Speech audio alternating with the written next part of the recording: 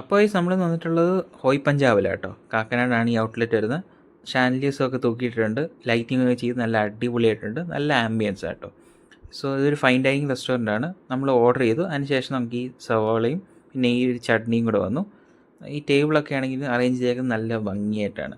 അതിനുശേഷം നമുക്ക് പ്ലേറ്റ് വന്നു. പ്ലേറ്റിലാണെങ്കിൽ അവരുടെ ഒരു ലോഗോ ഒക്കെ ഉണ്ട്. പ്ലേറ്റ് ആണെങ്കിലും കാണാൻ നല്ല ഭംഗിയുണ്ട്.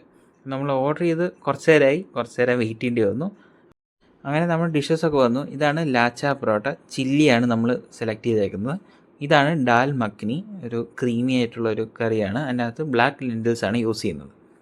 പിന്നെ നമ്മൾ പറഞ്ഞ മലായ് കോഫ്തയാണ്. ഇതൊരു ക്രീമി ആയിട്ടുള്ളൊരു ഗ്രേവി ഉള്ളൊരു കറിയാണ്. അതിനകത്ത് പിസ്ത അങ്ങനെയൊക്കെ ആഡ് ചെയ്തിട്ടുണ്ട്, സ്വീറ്റാണ്. ഇതാണ് നമ്മുടെ ചീസ് നാൻ. പിന്നെ ഉള്ളത് അമൃത്സറി കുൽച്ച.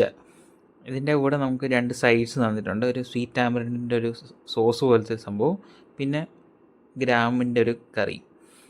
സംഭവം പ്രസൻറ്റേഷൻ വൈസ് അടിപൊളിയാണ്. ഇതൊക്കെയാണ് നമ്മൾ ഓർഡർ ചെയ്തത്. നമുക്ക് ആദ്യം ഡാൽ മഖ്നിയും പിന്നെ ഈ ലാച്ച പൊറോട്ടയൊക്കെ ട്രൈ ചെയ്യാം. ടേസ്റ്റ് വൈസ് ഓക്കേഷായിട്ടാണ് എനിക്ക് തോന്നിയത്. സൂപ്പർബ് എന്ന് പറയാൻ പറ്റില്ല, അത്ര മോശമെന്ന് പറയാൻ പറ്റില്ല. ഇറ്റ്സ് ജസ്റ്റ് ഓക്കെ, കുഴപ്പമില്ല. സർവീസ് വൈസ് ആണെങ്കിലും കാർ പാർക്കിംഗ് വൈസ് ആണെങ്കിലും സ്പേസ് വൈസ് ആണെങ്കിലും അടിപൊളിയാണ്. നാനൊക്കെ നല്ലതായിരുന്നു. സൈഡ്സ് ഓക്കെ ആയിട്ടാണ് എനിക്ക് തോന്നിയത്.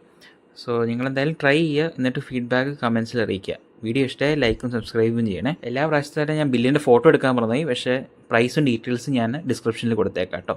അപ്പോൾ ശരി, എന്നാൽ അടുത്ത വീഡിയോ കാണാം. ബായ്.